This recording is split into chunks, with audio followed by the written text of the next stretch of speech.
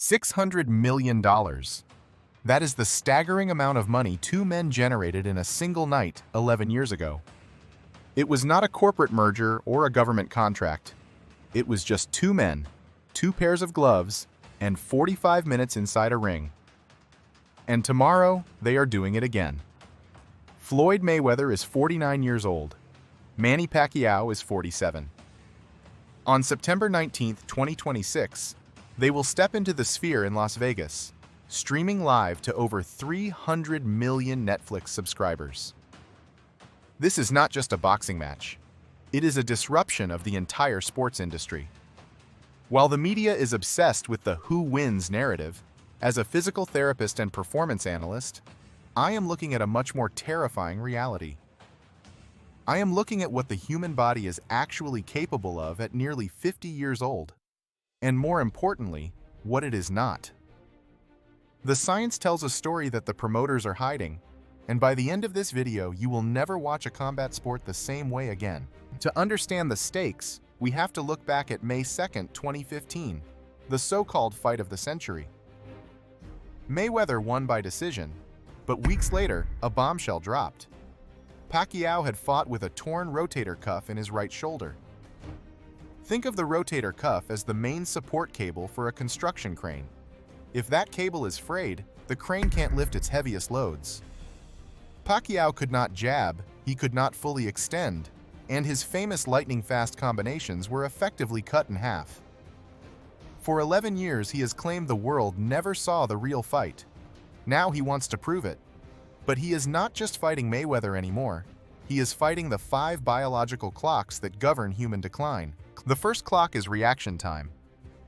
When a punch flies at your face at 30 miles per hour, you have about 200 milliseconds to react. This speed is controlled by your neural conduction velocity, essentially the Wi-Fi speed of your nervous system. By age 50, that Wi-Fi has switched from high-speed fiber optics to a lagging dial-up connection, slowing down by nearly 20%. On a punching bag, it is just a statistic. In the ring, it is the difference between a clean slip and a broken nose. The second clock is explosive power. Boxing is about fast-twitch muscle fibers, which act like high-performance sports cars in your body. Unfortunately, as we age, we suffer from selective sarcopenia, where the body literally begins to repossess those sports cars first. Pacquiao's legendary left hand simply cannot arrive with the same kinetic energy it had a decade ago. It is not a lack of will, it is a loss of hardware. There is a new variable for 2026 that no one is talking about: the Sphere itself. This venue is a sensory overload of 16K resolution LED screens and immersive audio. For a 25-year-old, this is a spectacle. For a 50-year-old brain, it is visual noise. As we age, our ability to filter out background distractions while focusing on a high-speed object, like a fist, decreases. This is known as signal-to-noise ratio in the brain. Fighting in a high-tech dome is biologically harder for an older athlete than fighting in a traditional arena, because the brain has to work twice as hard to process the environment while simultaneously tracking an opponent.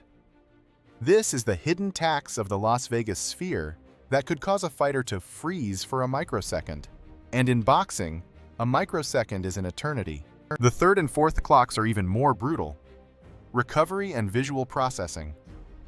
Between rounds, a boxer's body tries to flush lactic acid, the chemical exhaust of a workout, and reload phosphocreatine, which is like the turbo boost button in a racing game. At 49, that reload time is significantly doubled because growth hormone levels have cratered. Then there is the dynamic visual acuity, your eye's ability to track moving objects. This is further compromised by subconcussive trauma. Think of your brain like a premium smartphone. Every punch is a drop on a hard floor. The screen might not crack every time, but over 20 years, the internal circuits take enough hits that the apps start to lag. Pacquiao has taken significantly more drops than Mayweather, moving through his 62 professional fights by absorbing damage to give it. However, there is a sixth clock that actually runs backward: motor expertise. While the muscles slow down, the cerebellum, The brain's movement autopilot becomes a master of pattern recognition. When Mayweather rolls his shoulder to dodge a jab, he is not thinking. He has run that software so many times it fires faster than conscious thought.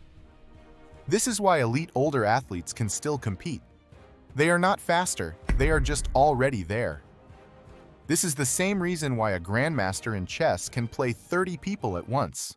They aren't calculating every move. They are recognizing shapes they have seen for 40 years.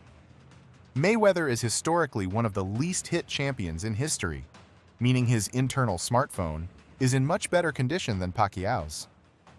He has traded the raw speed of youth for a defensive sixth sense that bypasses the aging nervous system entirely. We are entering the era of the super-ager. We see it with LeBron James in basketball, Tom Brady in football, and Cristiano Ronaldo in soccer. These athletes use hyperbaric chambers, cryotherapy, and advanced blood work to hack the aging process. But boxing is the one sport you cannot hack with a diet. In basketball, if you lose a step, you miss a layup. In boxing, if you lose a step, you wake up in an ambulance. The longevity trend is hitting its ultimate wall on September 19th. We are going to find out if modern sports science can actually protect a 49-year-old brain from the physics of a professional punch, or if we are just witnessing a high-budget tragedy. History gives us three distinct paths for this fight. Case 1 is Bernard Hopkins, who won a world title at 46. He succeeded by becoming surgical, throwing fewer punches but landing with terrifying precision. He replaced a high-revving engine with perfect timing. Case 2 is George Foreman, who at 45 relied on slow-twitch muscle fibers, the heavy-duty truck fibers that age the best, to knock out Michael Moorer. But Case 3 is the warning. Muhammad Ali at 38. Against Larry Holmes, Ali showed the world what happens when the biology finally breaks. His slurred speech and slowed movements were documented before the bell even rang. The biology of aging is not just a performance metric. It is a safety threshold that, once crossed, cannot be uncrossed. So what is the final performance verdict? While Mayweather has the better preserved defensive system, he faces a massive hidden danger: the weight cut. Mayweather recently weighed 161 pounds, but the limit for this fight is 147. For a 49-year-old, losing 14 pounds of water is not a diet. It is a physiological assault. Severe dehydration at that age compromises the heart and the brain's protective fluid. A 49-year-old heart under that metabolic stress is a ticking time bomb. Pacquiao, meanwhile, is naturally closer to the weight and recently drew with a world-class champion in Mario Barrios, proving his VO2 max engine is still functional. If the weight cut drains Mayweather too deeply, Pacquiao's superior cardiovascular conditioning will take over in the late rounds. On September 19th, we are not just watching a boxing match, we are watching a live experiment in human gerontology. We will see the heaviness of the arms in round 8 and the precision of the timing in round 1. The biology will be the third man in the ring, and it never loses. I want to hear your thoughts in the comments. Don't just tell me who wins, tell me which physiological factor you think will fail first. If you want to see the full Fight Week medical breakdown, make sure to subscribe. I am Sebastian, and this has been the Injury Breakdown. The science does not lie. The only question is whether the fighters are willing to listen to it.